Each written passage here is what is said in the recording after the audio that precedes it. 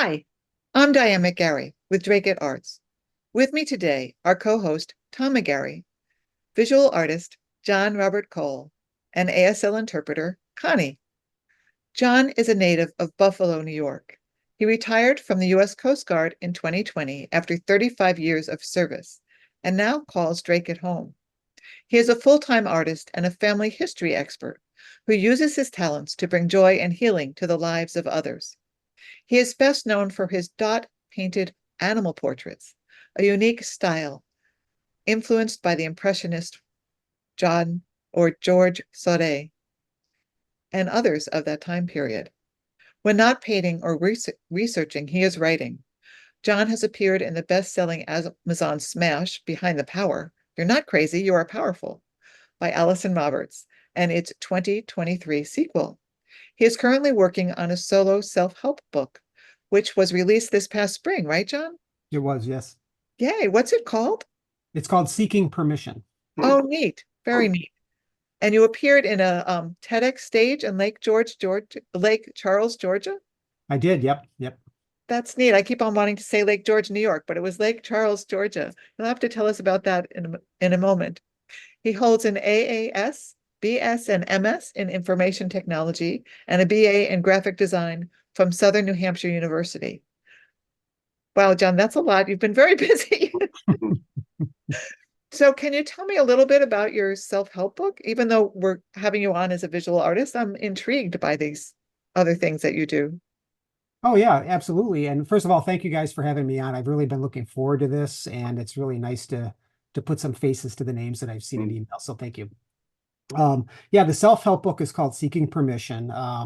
The book really is about different parts of my life and how different traumatic events had affected me going through life. And I talk about things like marriage issues and work issues and things like that. And through coaching and other introspective type events, things like meditation and whatnot, how I learned how to change those stories and how people like all of us, we have the power to change our stories. In other words, the things that we think aren't necessarily the things that are true, and that's really where the self-help comes in. So it's part story, part self-help. And ultimately, my goal is to give people the permission to be able to look at their lives and change their lives for the better, because it's worked for me. And over the last 4 years since retiring, it's just been an amazing experience for me. Yeah, it is very important to have that permission, isn't it? It makes a difference. Yeah, absolutely. And I don't think that we do that a lot. Matter of fact, I think with art, same things with art, with the artwork, art world as well, as we do tend not to give ourselves permission to do that, because unless we are in fact doing it full time, it just becomes this hobby-like thing. And our primary emphasis tends to be on, outside things like work, and paying bills and things like that, which then takes away, I think, from who we really are as people, which are creative. We're all creative folks. Yeah. Yeah. So tell me a little bit about your creativity with painting. Yeah, painting, just to kind of encapsulate how my life went for the last 59 years. When I was going through high school, I ended up taking some art courses, and I really fell in love with the different techniques, whether or not it was acrylic painting or oil painting or, even just simple craft stuff, right? Which can be very complicated, right? Crafts, even though we tend not to think of them as arts, can oftentimes be more complex sometimes than painting, right? Um, but I did that in high school, and this would have been, let's see, I graduated in 1983. I wanted to go to an art institute, but because of the costs involved, my parents couldn't afford it. And then, of course, the following year, I decided to get married. So I eloped at 19. Oh, wow. Yeah, and when I did that, we found out that we were pregnant shortly after, and I came to this really serious crossroads right away, and that was, what was I going to do? Because Buffalo, New York, at the time of the 80s specifically, was not known for its employment opportunities. Yeah. So my wife and I at the time sat down and looked at the Yellow Pages. And for those that don't know what Yellow Pages are, it's an old book that used to have phone numbers in it, right? Not pre-internet, big time pre-internet. And we found the Coast Guard. And I thought, well, why not? I mean, it's a steady income. So that following day, I think I put a dime in the bus, in the bus machine there to take a bus ride down to the recruiting office. And next thing you know, I was in the Coast Guard and spent the next 3.5 decades working for them. But I didn't really get back into the painting piece until I want to say 2017. That's when I was stationed in Hawaii. And one day I thought, well, why not pick up a paintbrush again? So it was a really, really long gap in between, but then I realized how much I really loved that. So painting has been something that is one of my big passions. Yeah. Did you go back through all the techniques you'd used before, or did you just immediately know that you liked the dot work? Well, The the dot work, impressions? yeah, that's interesting. The dot work, I don't really know where that came from, other than I thought it would be an interesting approach to try to do animal portraits that way. I always loved the impressionistic style. Uh-huh. Something about that that I just find it's very attractive to me. And my style isn't exactly that. There's subtle differences. I think Surratt and folks like that tended to blend their dots, and they weren't as precise perhaps as I am. I'm a very precise person. But I wanted to give that a try, and I realized that they look pretty good. So that's one of the things that I've been known for over the last few years, are those types of things, doing the dot paintings with animals. Um, but I also do a little bit of watercolor. Watercolor is not what I would call my expertise area, but I enjoy it. I think I lean more towards oil and acrylic. Oh, So when I think of dot painting, I think it's called pointillist from some movement in the past. Anyway, to me, it's closer to painting with light, because you're just making these little dots of color without so much painting with pigment. I don't know if you think of it that way at all, but what do you think? Yeah, no, I think that's probably a really good way to describe it. I know it's not as easy as I thought it was going to be. I mean, it really is quite a challenge, because you're right. What you're doing is you're basically reproducing the light, and of course we know that color is the result of light interplay on different pigments and whatnot. So putting together, and typically I work in a 6x6 size on tile that's repurposed through Habitat for Humanity or places like that. Um, the end result really does look like the animal, and there's really something special about that. And what I tell people when I do these dot paintings specifically is that, I don't know these animals, and sometimes these animals have already passed. Oh, But when you're working in that type of format and you're taking the time to focus as you're producing these portraits, you feel very connected to that animal, where you end up walking away just feeling something really special about that. And hopefully those folks that I've provided these to, that I've done the portraits for, feel the same way. Do you mostly do pets then, or do you do wild animals as well? I haven't done any wild animals, and the reason that I do pets specifically is because I think there's more of a connection point. If I were to, for example, do a giraffe, I mean, unless you and Tom happen to have a giraffe in your house, it might not mean anything to you, right? out of the moment.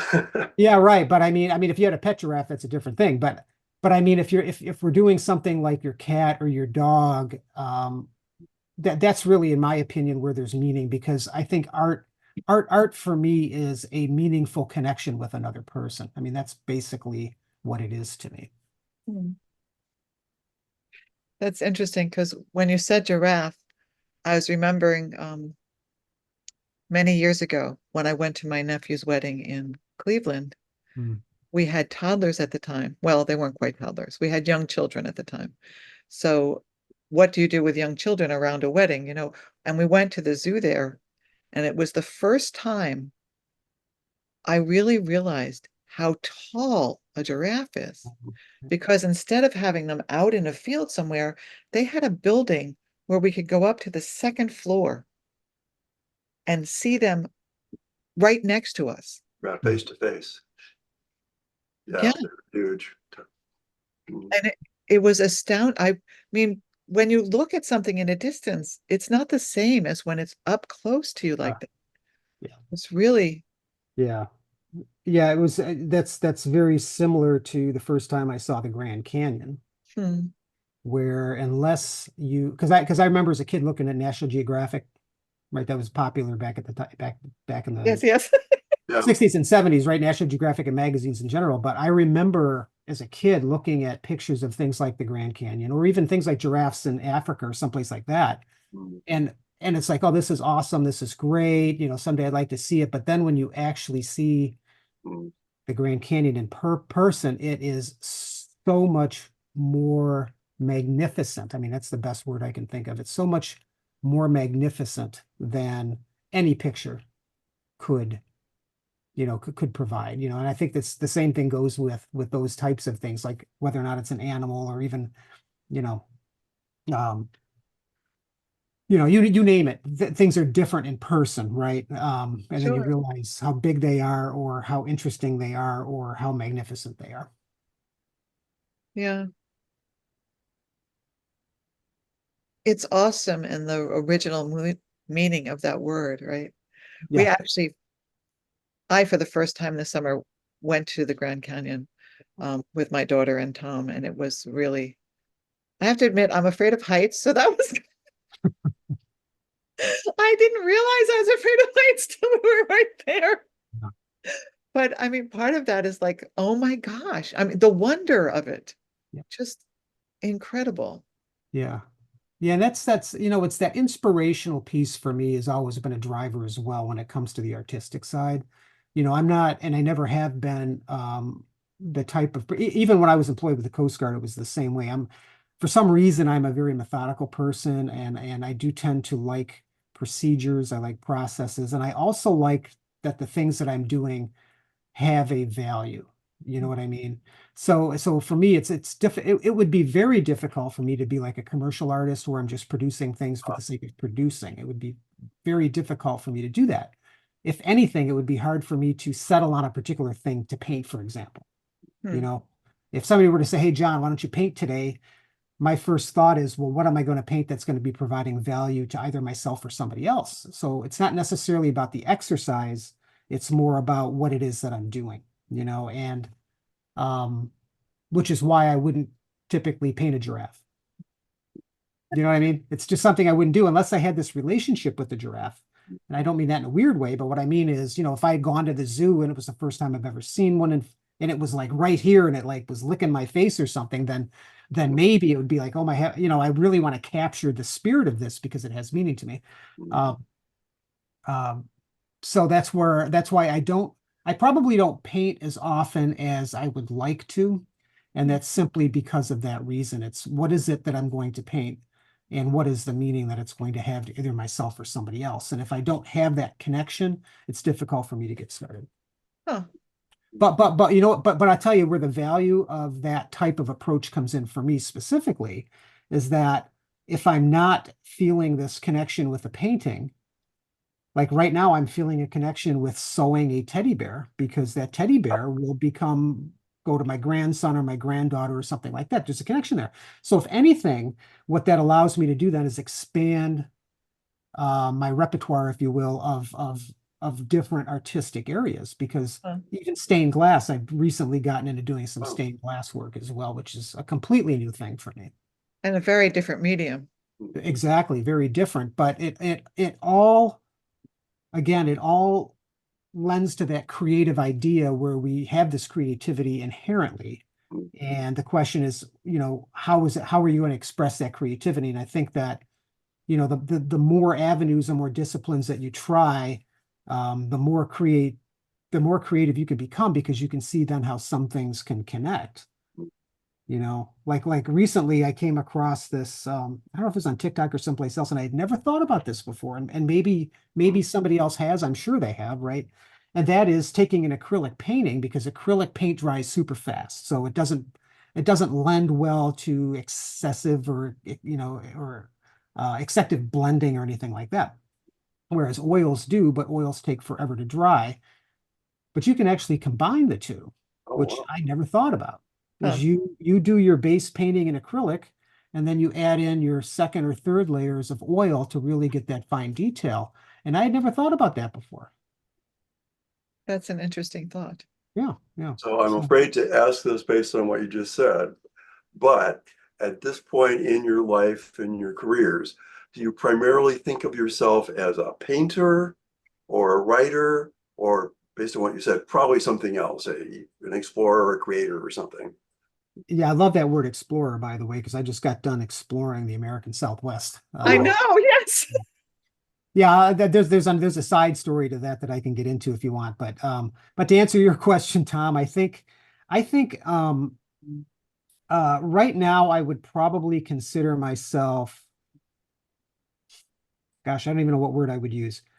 I don't want to say a general purpose artist because that just sounds too broad, but you know, I haven't, in my opinion, I have enough of the skills to be able to lean into any of those disciplines to the extent where what I'm producing is a quality product and brings joy into other people's lives. Because again, that's how I like to describe the things that I do. Um, I think painting still remains one of my most, I'll call it beloved discipline. I really love painting. It's just that painting is something that I feel so connected to that sometimes it's hard to paint. You know, sometimes it's hard to paint because, you know, when you are slightly, or if you lean towards the perfectionism side, as I do, and I recognize that, um, even getting started sometimes can be a scary experience. But once you get going, it turns out to be a wonderful thing, right? So That's interesting. It's also interesting that you chose dot painting and stained glass because they both involve the quality of light and really looking and thinking about what color the light is and where it changes. right. Right. Yeah. Yeah. And I think in most of my artwork, there does seem to be an element of that. You know, I'm looking right now at a picture of a koi fish that I had painted, which really does rely heavily on the interplay of the lights and the darks, right? Just because it's in the water and it's trying to achieve this sense of depth, right? Yeah. And I'm looking at an abstract that I have hanging on my wall right here, which is also interesting because it's really a play on lights and darks. So there's probably you're probably absolutely right. There's a really big play of that in the works that I do. Yeah, yeah. It's not an easy thing to master. I am nowhere nearly a master of that, but it does really enhance what it is that you're working on. You know, whether or not it's a stained glass or whether or not it's a dot painting or an oil painting. So Yeah. you know. So how do you choose the animals that you draw because of a connection or someone's asked you to draw them? Typically someone would ask me to do the painting. You know, for a while there, I was on Facebook specifically advertising that service. Uh, but like with anything on Facebook, you'll get that initial, yeah, I want one, yeah, I want one. You might get 3 or 4. And then after a while, because you do tend to have this very finite audience, right? I've got 500 friends or whatever. And my audience is now 500 and that's it, right? Um, so, you know, which is why I then pushed out to the website as perhaps a advertising medium, but then you run into the problem where how are you going to then advertise that, right? I mean, what services are you going to use to push it out? So really right now I'm kind of taking a step back from the salesman perspective on this, because to be honest with you, I was never a salesman. That's why I joined the Coast Guard. That's why I didn't, become a salesman. I don't sell insurance or anything. It was never my forte, right? I'm taking a step back on that and really focusing right now on trying to figure out how all these pieces come together, because you mentioned the ancestry, the genealogy piece during the bio, which is another element of things that I do, you know, and of course we have the book, which talks about self-help, and then we have the art. The big question for me right now is how does all that come together? And I think there's an answer there somewhere. I think that they do come together somehow. It's just, how do I articulate that such that when you guys read it or you hear it or you see it, you're like, you know what? He's the guy that I want to do my pet portrait, or he's the guy that I want to look at my family tree, right? So that's where I'm at right now. And it's taken me 4 years to get to this point. I think that's reasonable. Mhm. You know, it would Yeah, have I'm been, thinking only 4 years. That's pretty good progress. yeah, it would have been nice to have it done in 6 months, Tom, but instead it's Uh, 4 years. But it's coming together slowly. It's coming together slowly. Hmm. That's interesting. So you don't just do your own family history, you do family history for other people. Yes, ma'am. I absolutely do. Yeah, I have my family history. Again, that's a topic for a completely different show. I'll just say that, I inherited my love of family history from my mother because she was the OG, the original gangster family historian in our family. And when she passed in 2006, I had inherited, I want to say maybe 20 boxes of Oof. family history. Because we both grew up in the 90s when computers were first becoming a thing. So she had a computer and she would print everything off, as people back in the 90s often did. Mhm. So it took me about 2 years to go through all that material. And while I was confirming everything that she had discovered, I decided to start looking into my father's history, whom I had nothing on. And I found some truly fascinating things. And I talk a little bit about that in my book, Seeking Permission. So that book itself does have a genealogical tie, which is cool. So see how these things can almost come Yeah. together. They're almost getting there. Yeah. And but yeah, so I managed to take a look at my dad. I had my mother's double checked everything there. So for me, my family history is very well established. And I thought, why not branch out and do other people? So I remember in Hawaii, I picked somebody at random. I said, Oh, there's wow. this guy I work with. I said, hey, EB, could I do, his name was Irvin, right? We called him EB. Could I do your family history? And this guy's a good old Southern boy. He's from the deep South. He said, sure, go ahead, John, go ahead and do it. And you will not believe it. Totally random. He's from Spartanburg, right? I think it's North Carolina, South Carolina. I'm doing his family history. Find out that we're connected. We're connected like 9 generations back. We're Oh, freaking cousins. What are the odds of that? oh, And you wouldn't be, and I've done maybe 15 or 20 over the years, and I would say a good 30% are related, which is really wow. interesting. It underpins that idea that we all are connected, and we really are. That's Yeah, the cool thing about it. So it is very cool. yeah. When you mentioned the 20 boxes, mostly printouts, apparently, Mhm. I'm a retired software engineer. I was thinking, oh, wow. First, there's the burden of going through the 20 boxes, but you've got the printouts, and that's great because you can actually read them without finding some old computer that does floppy disks or something before you can get started. I mean, that Yeah, was a very sophisticated choice.